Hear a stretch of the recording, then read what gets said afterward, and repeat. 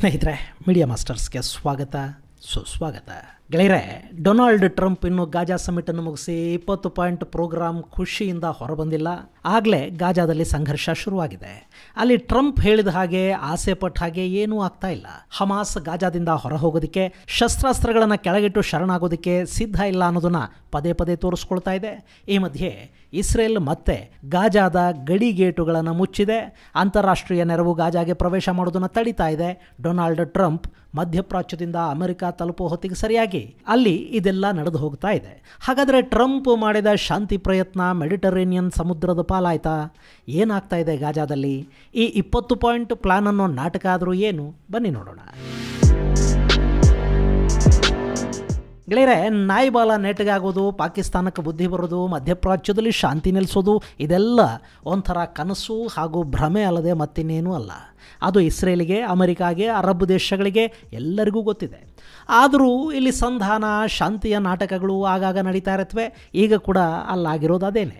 ಸ್ನೇಹಿತರೆ, 2023 ಅಕ್ಟೋಬರ್ 7ನೇ ತಾರೀಕು ಹಮಾಸ್ ಇಸ್ರೇಲಿನ ಮೇಲೆ ದಾಳಿ ಮಾಡಿ ಅಲ್ಲೊಂದಷ್ಟು ಜನ ಯಹೂದ್ಯರನ್ನ ಹೊತ್ತೊಯ್ದು ಒತ್ತೆಯಾಳುಗಳನ್ನಾಗಿಟ್ಕೊಳ್ತು. ಅವರನ್ನು ಬಿಡಿಸಿ ತರೋದಕ್ಕೆ ಮತ್ತು ಹಮಾಸ್ಗೆ ಪಾಠ ಕಲಿಸೋದಕ್ಕೆ ಇಸ್ರೇಲ್ ಗಾಜಾದ ಮೇಲೆ ದಾಳಿಯನ್ನು ಶುರು ಮಾಡಿತು. ಈ ಸಂಘರ್ಷ ಶುರುವಾಗಿ 2 ವರ್ಷಗಳು ಕಳೆದರೂ ಕೂಡ ಗಾಜಾನ ಸಂಪೂರ್ಣವಾಗಿ ಕ್ಲೀನ್ ಮಾಡೋದಕ್ಕೆ ಇಸ್ರೇಲ್ಗೆ ಸಾಧ್ಯ ಆಗಲಿಲ್ಲ. ತನ್ನ ಎಲ್ಲ ಅಪಹೃತರನ್ನು ಬಿಡಿಸ್ಕೊಂಡು ಬರೋದಕ್ಕೂ ಆಗಿರಲಿಲ್ಲ. ಅಲ್ಲಿ ಹಮಾಸ್ ಅನ್ನೋದು ಜನರ ನಡುವೆ ಸೇರಿಕೊಂಡಿದೆ. ಜನವಸತಿಗಳು, ಆಸ್ಪತ್ರೆಗಳ ಕೆಳಗೆ ಹಮಾಸ್ನ ಸುರಂಗಗಳಿವೆ. ಅವರ ಬಳಿ ಸಾಕಷ್ಟು ಆಯುಧಗಳ ದಾಸ್ತಾನಿದೆ, ಹಣ ಇದೆ, ಜನ ಕೂಡ ಇದ್ದಾರೆ. ಇಸ್ರೇಲಿನ ದಾಳಿ ತೀವ್ರವಾದರೆ ಅವರು ಸುರಂಗಗಳು, ಬಿಲಗಳಲ್ಲಿ ಆಶ್ರಯ ಪಡ್ಕೋತಾರೆ. ಇಸ್ರೇಲ್ ಬಾಂಬಿಂಗ್ ಮಾಡಿದರೆ ನಮ್ಮ ನಾಗರಿಕರನ್ನು ಯಹೂದಿಗಳು ಕೊಂದು ಹಾಕ್ತಾ ಇದ್ದಾರೆ ಅಂತ ಅಂತಾರಾಷ್ಟ್ರೀಯ ಮಟ್ಟದಲ್ಲಿ ವಿಕ್ಟಿಮ್ ಕಾರ್ಡ್ ಹಿಡ್ಕೊಂಡು ನಿಂತುಕೊಳ್ಳೋದಕ್ಕೆ ಸಾಕಷ್ಟು ಕಡೆ ಪ್ಯಾಲೆಸ್ತೀನಿ ಬೆಂಬಲಿಗರಿದ್ದಾರೆ.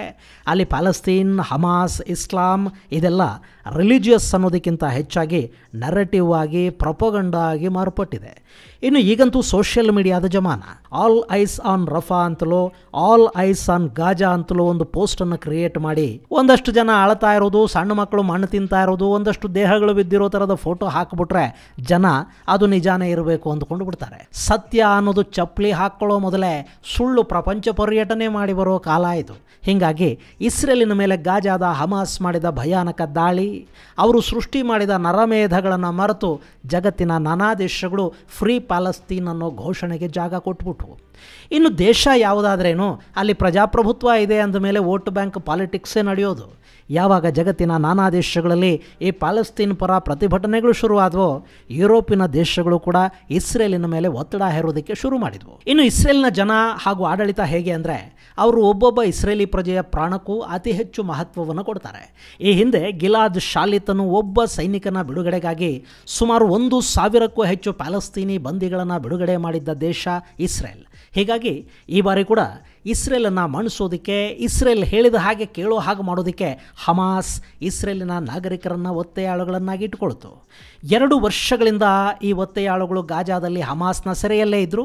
ಅದರಲ್ಲಿ ಕೆಲವರನ್ನು ಇಸ್ರೇಲ್ ಬಿಡಿಸ್ಕೊಂಡು ಬಂತು. ಮತ್ತೆ ಕೆಲವರನ್ನು ಕತಾರ್ನ ಮಧ್ಯಸ್ಥಿಕೆಯಲ್ಲಿ ಸಂಧಾನದ ಮಾತುಕತೆಗಳ ನಂತರ ಬಿಡುಗಡೆ ಮಾಡಲಾಯಿತು. ಇಷ್ಟಾದ ನಂತರ ಕೂಡ ಇನ್ನೂ 48 ಮಂದಿ ಇಸ್ರೇಲಿಗರು ಗಾಜಾದಲ್ಲಿ ಒತ್ತೆಯಾಳುಗಳಾಗೇ ಉಳ್ಕೊಂಡಿದ್ರು. ಅವರ ಬಿಡುಗಡೆಗಾಗಿ ಇಸ್ರೇಲಲ್ಲಿ ಒತ್ತಡ ಹೆಚ್ಚಾಗ್ತಾ ಹೋಯಿತು. ಇಸ್ರೇಲ್ ಗಾಜಾದ ಮೇಲೆ ದಾಳಿಗಳನ್ನು ಮಾಡುತ್ತಲೇ ಇತ್ತು. ಆದರೆ ಒತ್ತೆಯಾಳುಗಳ ಬಿಡುಗಡೆ ಅನ್ನೋದು ಸಾಧ್ಯ ಆಗಿರಲಿಲ್ಲ. ಇಲ್ಲಿ ಒತ್ತೆಯಾಳುಗಳನ್ನು ಬಿಟ್ಟರೆ ಇಸ್ರೇಲ್ ಗಾಜಾ ಮತ್ತು ಹಮಾಸನ್ನು ಗುರಿಯಾಗಿಸ್ಕೊಂಡು ದೊಡ್ಡ ಮಟ್ಟದ ದಾಳಿಗಳನ್ನು ಮಾಡಿಬಿಡುತ್ತೆ ಅನ್ನೋದು ಹಮಾಸ್ಗೆ ಗೊತ್ತಿತ್ತು. ಹೀಗಾಗಿ ಒತ್ತೆಯಾಳುಗಳನ್ನು ಶೀಲ್ಡ್ಗಳನ್ನಾಗಿ ಬಳಸ್ಕೊಳ್ಳೋದಕ್ಕೆ ಹಮಾಸ್ ಪ್ರಯತ್ನ ಪಡ್ತಾ ಬಂತು.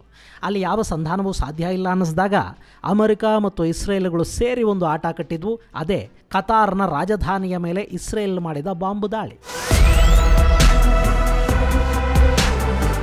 ಗೆಳೆಯರೆ, ಕತಾರ್ ಅನ್ನೋದು ಅಮೆರಿಕಾದ ಮಿತ್ರ ದೇಶ. ಅದರ ಮೇಲೆ ಇಸ್ರೇಲ್ ದಾಳಿ ಮಾಡೋ ಮೂಲಕ ನಾವು ನಮ್ಮ ಒತ್ತೆಯಾಳುಗಳ ಬಿಡುಗಡೆಗಾಗಿ ಯಾವ ಹಂತಕ್ಕೆ ಬೇಕಾದರೂ ಹೋಗ್ತೀವಿ, ಯಾರ ಮಾತನ್ನು ನಾವು ಕೇಳೋದಿಲ್ಲ ಅನ್ನೋ ಸಂದೇಶವನ್ನು ಅರಬ್ ದೇಶಗಳಿಗೆ ಇಸ್ರೇಲ್ ಕೊಡ್ತು. ತಕ್ಷಣ ಕತಾರ್ ಅಮೆರಿಕಾದ ಬಳಿ ಓಡಿ ಹೋಯಿತು. ಯಾಕೆಂದರೆ ಈ ದಾಳಿಗೆ ಕೆಲವೇ ದಿನಗಳ ಮೊದಲು ಕತಾರ್ ಡೊನಾಲ್ಡ್ ಟ್ರಂಪ್ಗೊಂದು ವಿಮಾನವನ್ನು ಗಿಫ್ಟ್ ಮಾಡಿತ್ತು. ಟ್ರಂಪ್ ಅಳಿಯನಿಗೆ ವ್ಯಾಪಾರ ಮಾಡ್ಕೊಳ್ಳೋದಕ್ಕೆ ವ್ಯವಸ್ಥೆಗಳನ್ನು ಮಾಡಿತ್ತು. ಇಷ್ಟು ಮಾಡಿದರೂ ಅಮೆರಿಕ ನಮ್ಮನ್ನು ಕಾಪಾಡಲಿಲ್ವಲ್ಲ ಅನ್ನೋ ಸಿಟ್ಟಲ್ಲಿ ಕತಾರ್ ಅಮೆರಿಕಾದ ಮುಂದೆ ಕಣ್ಣೀರು, ಸಿಟ್ಟು, ಸಿಂಬಳ ಎಲ್ಲ ಸುರಿಸಿದ್ದಾಯಿತು. ಅಮೆರಿಕಾಗೂ ಇದೇ ಬೇಕಿತ್ತು. ಆಯಿತು, ನಾವು ಇಸ್ರೇಲಿಗೆ ಕರೆದು ಬುದ್ಧಿ ಹೇಳ್ತೀವಿ, ಆದರೆ ನೀವು ಒತ್ತೆಯಾಳುಗಳನ್ನು ಬಿಡಿಸೋದಕ್ಕೆ ಹಮಾಸ್ಗೆ ಹೇಳಿ ಇದು ತಕ್ಷಣ ಆಗಬೇಕು ಅಂತ ಅಮೆರಿಕ ಫರ್ಮಾನನ್ನು ಹೊರಡಿಸ್ತು. ಪಾಪ ಕತಾರ್ಗೂ ಅಲ್ಲಿ ಬೇರೆ ದಾರಿ ಏನಿತ್ತು, ಅವರು ಒತ್ತೆಯಾಳುಗಳ ಬಿಡುಗಡೆಗೆ ಹಮಾಸ್ ಮೇಲೆ ಒತ್ತಡ ಹೇರೋದಕ್ಕೆ ಶುರು ಮಾಡಿದರು. ಕತಾರ್ ಜೊತೆ ಅಲ್ಲಿ ಇನ್ನಿತರ ಮುಸ್ಲಿಂ ದೇಶಗಳು ಸೇರಿಕೊಂಡ್ವು. ಗಾಜಾ ಪೀಸ್ ಪ್ಲಾನ್ ಸಿದ್ಧ ಆಯಿತು. ಟ್ರಂಪ್ ತಮಗಿಷ್ಟ ಬಂದ ಹಾಗೆ 20 ಪಾಯಿಂಟ್ಗಳ ಒಂದು ಸಂಧಾನ ಸೂತ್ರವನ್ನು ಸಿದ್ಧಪಡಿಸಿದರು. ಕತಾರ್ಗೆ ಬೇಕಾದ ಎಲ್ಲವನ್ನು ಕೊಡೋದಾಗಿ ಅಮೆರಿಕ ಹೇಳ್ತು. ಜೊತೆಗೆ ನೆತನ್ಯಾಹು ಕೂಡ ನಿಮಗೆ ಬೇಜಾರಾಗಿದ್ದರೆ ಸಾರಿ, ನಾವು ದಾಳಿ ಮಾಡಿದ್ದು ಕತಾರ್ ಮೇಲಲ್ಲ, ಅಲ್ಲಿನ ಹಮಾಸ್ ಉಗ್ರರ ಅಡಗುದಾಣಗಳ ಮೇಲೆ ಅಂತ ಹೇಳಿದರು. ಅಲ್ಲಿಗೆ ಕತಾರ್ ಸುಮ್ಮನಾಗಲೇಬೇಕಾಯಿತು. ಯಾಕೆಂದರೆ ಸುಮ್ಮನಾಗದೇ ಇದ್ದರೆ ಇಸ್ರೇಲ್ ಇನ್ನಷ್ಟು ದಾಳಿಗಳನ್ನು ಮಾಡುತ್ತೆ. ಕತಾರ್ ಏನು ಅನ್ನೋದು ಇಡೀ ಪ್ರಪಂಚಕ್ಕೆ ಗೊತ್ತು. ಅಂಗೈಯಗಲದ ಪಾಪಸ್ಕಳ್ಳಿ ಆಕಾರದಲ್ಲಿರೋ ಈ ದೇಶ ಇಲ್ಲಿ ಭಯೋತ್ಪಾದಕ ಸಂಘಟನೆಗಳ ಜೊತೆ ಮಧ್ಯಸ್ಥಿಕೆಯನ್ನು ಮಾಡಿಕೊಂಡು ಅವರನ್ನು ಬಳಸ್ತಾ ತನ್ನ ದೊಡ್ಡಸ್ತಿಕೆಯನ್ನು ಉಳಿಸ್ಕೊಂಡಿರೋ ದೇಶ. ಅವರ ಮೇಲೆ ಇಸ್ರೇಲ್ ಇನ್ನಷ್ಟು ದಾಳಿಗಳನ್ನು ಮಾಡಿದರೆ ಅವರ ಆರ್ಥಿಕ ಮೂಲಗಳು ಹೊಡೆತ ತಿನ್ನುತ್ತವೆ. ಸೊ ಕತಾರ್ ಹಮಾಸಿಗೆ ಸಂಧಾನಕ್ಕಾಗಿ ಒತ್ತಡ ಹೇರ್ತಾ ಹೋಯಿತು. ಅದರಂತೆ ಅಲ್ಲಿ ನಡೆದದ್ದು ಒತ್ತೆಯಾಳುಗಳ ಬಿಡುಗಡೆ ಹಾಗೂ ಟ್ರಂಪ್ ಅವರ 20 ಪಾಯಿಂಟ್ ಪ್ರೋಗ್ರಾಮ್ ಹೆಸರಿನ ರಾಜಿ ಸಂಧಾನ. ಆದರೆ ಇದು ಶುರು ಆಗೋವಾಗಲೇ ಸಾಂಗವಾಗಿ ನಡೆಯುತ್ತೆ ಅಥವಾ ಯಶಸ್ವಿ ಆಗುತ್ತೆ ಅನ್ನೋ ಸಂಪೂರ್ಣ ನಂಬಿಕೆ ಬಹುಶಃ ಟ್ರಂಪ್ಗೆ ಕೂಡ ಇರಲಿಲ್ಲ.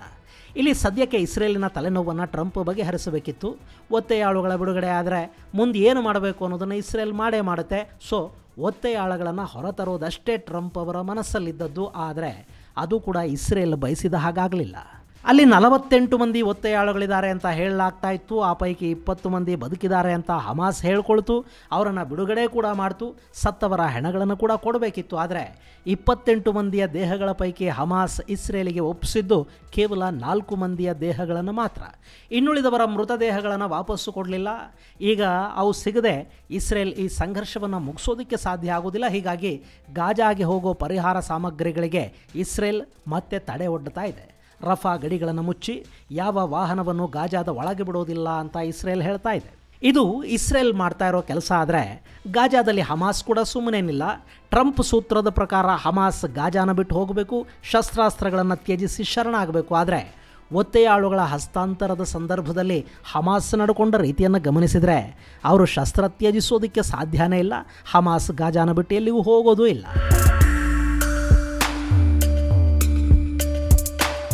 ಗೆಳೆಯರೆ, ಇಲ್ಲಿ ಇಸ್ರೇಲಿನ ಕದನ ವಿರಾಮ ಘೋಷಣೆಯ ಬೆನ್ನಲ್ಲೇ ಹಮಾಸ್ ಉಗ್ರರು ಬಿಲಗಳಿಂದ ಹೊರಬಂದಿದ್ದಾರೆ. ಅವರೀಗ ಅಲ್ಲಿ ಅಧಿಕಾರಕ್ಕಾಗಿ ತಮ್ಮ ಆಧಿಪತ್ಯವನ್ನು ಮತ್ತೆ ಗಾಜಾದ ಮೇಲೆ ಸ್ಥಾಪನೆ ಮಾಡೋದಕ್ಕಾಗಿ ಕದನಕ್ಕೆ ಇಳಿದಿದ್ದಾರೆ. ಅಲ್ಲಿನ ಮತ್ತೊಂದು ಬಣ ದೋಗ್ಮುಷ್ಗಳ ಜೊತೆ ಹಮಾಸ್ಗೆ ಸಂಘರ್ಷ ಶುರುವಾಗಿದೆ. ಇಲ್ಲಿ ದೋಗ್ಮುಷ್ ಅನ್ನೋದು ಗಾಜಾದಲ್ಲಿನ ಒಂದು ಪಂಗಡ. ಅವರು ಸುನ್ನಿ ಮುಸ್ಲಿಮರೇ. ಪಾಲಸ್ತೀನ್ ಹೋರಾಟದಲ್ಲಿ ಒಂದು ಕಾಲಕ್ಕೆ ಅವರೂ ಸಕ್ರಿಯರಾಗಿದ್ದರು. ಈ ಹಿಂದೆ ಗಿಲಾದ್ ಶಾಲಿತ್ ಅಪಹರಣದ ಹಿಂದಿದ್ದದ್ದು ಇದೇ ದಾಗ್ಮುಷ್ ಪಂಗಡದ ಬಂಡುಕೋರರು. ಆದರೆ ಗಾಜಾದಲ್ಲಿ ಹಮಾಸ್ನ ಆಡಳಿತ ಶುರುವಾದ ನಂತರ ಹಮಾಸ್ ಹಾಗೂ ದಾಗ್ಮುಷ್ ಪಂಗಡದ ನಡುವೆ ಸಂಘರ್ಷ ಶುರುವಾಯಿತು. ಎರಡೂ ಇಸ್ಲಾಮಿಕ್ ಗುಂಪುಗಳೇ, ಎರಡೂ ಸಲಾಫಿ ಪಂಗಡದ ಮುಸಲ್ಮಾನರ ಗುಂಪುಗಳೇ, ಎರಡೂ ವಹಾಬಿ ಸ್ಕೂಲನ್ನು ಒಪ್ಪಿಕೊಂಡ ಗುಂಪುಗಳು. ಆದರೆ ಅಧಿಕಾರ ಮತ್ತು ಗಾಜಾದ ಮೇಲಿನ ಹಿಡಿತಕ್ಕಾಗಿ ಅಲ್ಲಿ ಸಂಘರ್ಷ ಶುರುವಾಯಿತು. ಹಮಾಸ್ ಬಲಿಷ್ಠವಾಗಿತ್ತು. ಅವರಿಗೆ ಇರಾನ್ ಹಾಗೂ ಕತಾರ್ನ ಬೆಂಬಲ ಇತ್ತು. ಹೀಗಾಗಿ ದಾಗ್ಮುಷ್ ನಾಯಕರನ್ನು ಹಮಾಸ್ ಕೊಲ್ತಾ ಹೋಯಿತು. ಈ ಸಂಘರ್ಷವನ್ನು ಬಳಸ್ಕೊಳ್ಳೋದಕ್ಕೆ ನಿಂತಿದ್ದು ಇಸ್ರೇಲ್ ಮೊಸಾದ್ ಮೂಲಕ ದಾಗ್ಮುಷ್ಗಳಿಗೆ ಹಮಾಸ್ ವಿರುದ್ಧ ನೆರವು ಕೊಡೋದಕ್ಕೆ ಶುರು ಮಾಡಿತು. ಅಲ್ಲಿ ಹಮಾಸ್ ಹಾಗೂ ದಾಗ್ಮುಷ್ ಪಂಗಡದ ಸಂಘರ್ಷ ಹೆಚ್ಚಾಯಿತು. ಕಳೆದ ವರ್ಷ ದಾಗ್ಮುಷ್ ಪಂಗಡದ ನಾಯಕ ಸಾಲೆಹ್ ದಾಗ್ಮುಷ್ನನ್ನು ಹಮಾಸ್ ನೇಣಿಗೇರಿಸಿತು. ಈಗ ಕದನ ವಿರಾಮದ ನಂತರ ಮತ್ತೆ ದಾಗ್ಮುಷ್ಗಳ ಜೊತೆ ಹಮಾಸ್ ಸಂಘರ್ಷ ಶುರುವಾಗಿದೆ. ಮೊನ್ನೆ ಹಮಾಸ್ನ 2 ಬಂಡುಕೋರರನ್ನು ಗಾಜಾದಲ್ಲಿ ದಾಗ್ಮುಷ್ ಪಡೆಗಳು ಕೊಂದು ಹಾಕಿದ್ವು. ಅದಕ್ಕೆ ಪ್ರತೀಕಾರ ಅನ್ನೋ ಹಾಗೆ ಹಮಾಸ್ ಸುಮಾರು 1 ಡಜನ್ನಷ್ಟು ದಾಗ್ಮುಷ್ ಹೋರಾಟಗಾರರನ್ನು ಹೊಡೆದು ಹಾಕಿದೆ. ಹಾಗೆ 30 ಮಂದಿಯನ್ನು ಹಮಾಸ್ ಬಂಧಿಸಿದೆ ಅಂತ ಕೂಡ ಹೇಳ್ತಾ ಇದ್ದಾರೆ. ಗೆಳೆಯರೆ, ಇದೆಲ್ಲವನ್ನು ನೋಡ್ತಾ ಇದ್ರೆ ಗಾಜಾದಲ್ಲಿ ಹಮಾಸ್ ಶಸ್ತ್ರಾಸ್ತ್ರಗಳನ್ನು ಕೆಳಗಿಡೋದಕ್ಕೆ ಖಂಡಿತ ಸಾಧ್ಯ ಇಲ್ಲ ಅನ್ನಿಸ್ತಾ ಇದೆ. ಅಲ್ಲಿ ಅವರು ಹಮಾಸ್ ಅನ್ನೋ ಹೆಸರನ್ನು ಬದಲಿಸಿಕೊಂಡು ಗಾಜಾ ಸೆಕ್ಯೂರಿಟಿ ಅಂತಲೋ ಮತ್ತಿನ್ಯಾವುದೋ ಹೆಸರಲ್ಲಿ ಹೊಸ ಸಂಘಟನೆಯಾಗಿ ರೂಪುಗೊಳ್ಳಬಹುದೇ ಹೊರತು ಆಯುಧಗಳನ್ನು ಕೆಳಗಿಟ್ಟು ಶರಣಾಗಿ ಗಾಜಾದಿಂದ ಹೊರ ಹೋಗಿ ನೋ ವೇ, ಅದ್ಯಾವುದೂ ಅಲ್ಲಿ ಆಗೋದಿಲ್ಲ. ಇದು ಇಸ್ರೇಲಿಗೆ ಕೂಡ ತುಂಬಾ ಚೆನ್ನಾಗಿ ಗೊತ್ತಿದೆ. ಅವರೂ ಸೇನೆಯನ್ನು ಅಲ್ಲಿಂದ ಹಿಂದಕ್ಕೆ ತಗೋತಾರೆ ಅನ್ನೋದೆಲ್ಲ ಸುಳ್ಳು. ಅವರಿಗೆ ಒತ್ತೆಯಾಳುಗಳು ಬೇಕಾಗಿದ್ದರು, ಅವರನ್ನು ಬಿಡಿಸ್ಕೊಂಡು ತಂದಾಗಿದೆ. ಇನ್ನು ಗಾಜಾದಲ್ಲಿ ವೆಸ್ಟ್ ಬ್ಯಾಂಕಲ್ಲಿ ಕೂಡ ಇಸ್ರೇಲ್ ದಾಳಿಗಳನ್ನು ತೀವ್ರಗೊಳಿಸುತ್ತೆ. ತಾನೂ ದಾಳಿ ಮಾಡುತ್ತೆ. ಹಮಾಸ್ ವಿರೋಧಿಗಳನ್ನು ಕೂಡ ಅಲ್ಲಿ ಕಣಕ್ಕಿಳಿಸಿ ಅವರಿಗೆ ಏನೇನು ಬೇಕೋ ಅದನ್ನೆಲ್ಲ ತಾನು ಕೊಡ್ತಾ, ಗಾಜಾದಲ್ಲಿ ಮತ್ತೊಂದು ಗುಂಪು ಹಮಾಸ್ ವಿರುದ್ಧ ಕೆಲಸ ಮಾಡೋ ಹಾಗೆ ಇಸ್ರೇಲ್ ನೋಡ್ಕೊಳ್ತಾ ಹೋಗುತ್ತೆ. ಅರಬ್ ದೇಶಗಳು ಇನ್ನು ಸ್ವಲ್ಪ ದಿನ ಸುಮ್ಮನಿರುತ್ತವೆ. ಆಮೇಲೆ ಮತ್ತೆ ಇಸ್ರೇಲ್, ಗಾಜಾ, ಪ್ಯಾಲೆಸ್ತೀನ್ ಎಲ್ಲ ಯಥಾ ಪ್ರಕಾರ ಮುಂದುವರಿತಾ ಹೋಗುತ್ತೆ. ಈಗ ರಫಾ ಗಡಿಯಲ್ಲಿ ಔಷಧಗಳು, ನೀರು, ಆಹಾರ ಸಾಮಗ್ರಿ, ಪರಿಹಾರ ಕಾರ್ಯಕರ್ತರು ಯಾರಿಗೂ ಗಡಿ ದಾಟಿ ಗಾಜಾದ ಒಳಗೆ ಹೋಗೋದಕ್ಕೆ ಇಸ್ರೇಲ್ ಅವಕಾಶವನ್ನು ಕೊಡ್ತಾ ಇಲ್ಲ. ಮತ್ತು ಅಲ್ಲಿ ಈ ಹಿಂದಿನ ಎಲ್ಲ ಸಮಸ್ಯೆಗಳು ಶುರುವಾಗ್ತಾ ಇವೆ. ಇದನ್ನೇ ನಾನು ಹೇಳಿದ್ದು, ನಾಯಿಬಾಲ ನೆಟ್ಟಗಾಗೋದಿಲ್ಲ, ಮಧ್ಯಪ್ರಾಚ್ಯದಲ್ಲಿ ಶಾಂತಿ ನೆಲೆಸೋದಿಲ್ಲ.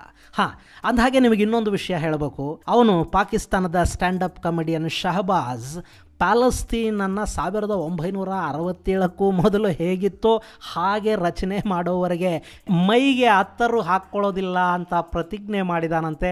ಪಾಪ ಪಕ್ಕದಲ್ಲಿರೋರಿಗೆಲ್ಲ ಇನ್ನು ಅದು ಎಷ್ಟು ಸಮಸ್ಯೆ ಶುರು ಆಗುತ್ತೋ ಆ ದೇವರಿಗೆ ಗೊತ್ತಾಗಬೇಕು. ಇದು ಗೆಳೆಯರೆ ಪ್ಯಾಲೆಸ್ತೀನ್, ಗಾಜಾ ಮತ್ತು ಇಸ್ರೇಲ್ ಕುರಿತಾದ ಒಂದಷ್ಟು ಅಪ್ಡೇಟ್ಸ್. ಮುಂದಿನ ಸಂಚಿಕೆಯಲ್ಲಿ ಮತ್ತಷ್ಟು ವಿಶೇಷಗಳ ಜೊತೆ ಮತ್ತೆ ಭೇಟಿಯಾಗೋಣ. ಅಲ್ಲಿವರೆಗೆ ಜೈ ಹಿಂದ್, ಜೈ ಕರ್ನಾಟಕ.